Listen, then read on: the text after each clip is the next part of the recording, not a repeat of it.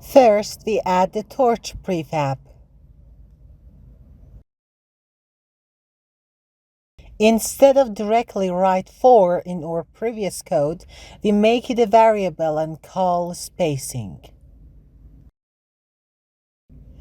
Now let's see how the torches are going to be placed on the wall. Of course, it is not on the ground, so we give it height. We also change its rotation. We do it all by code. So let's write a function for torch generation.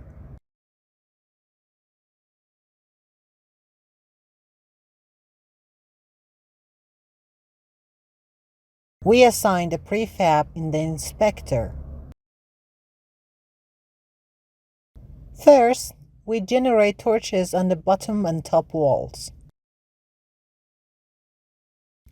For x, we have x multiple by a spacing which was 4. For y, we give torch height from the ground.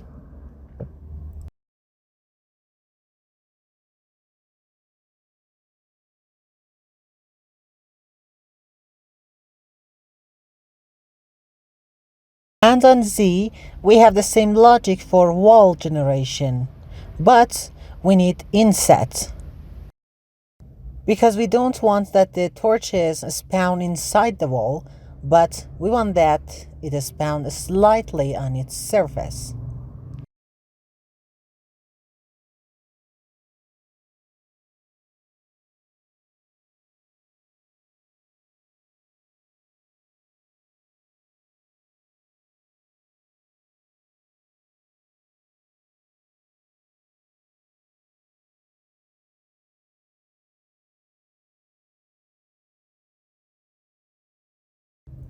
Don't forget to call a function in a start method after wall generation.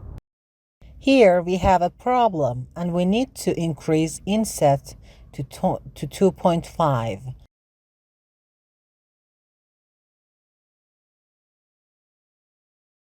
For the top or forward side of the room, we need to rotate the torches to face towards the inside of the room.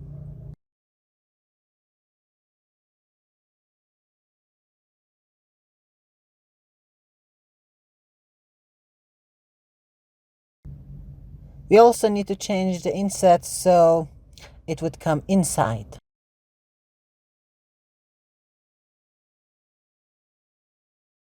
Now let's work on left and right side of the room or dungeon. The logic is like wall generation.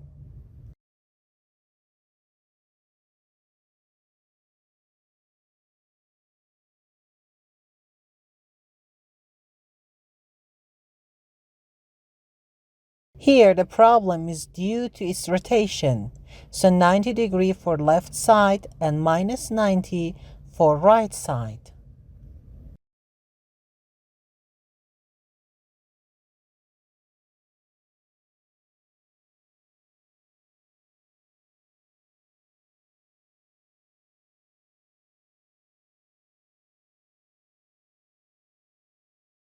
Okay, here is the result. If you want to learn randomness, I will tell that in the next session as I put different props inside the dungeon with random objects and with random positions.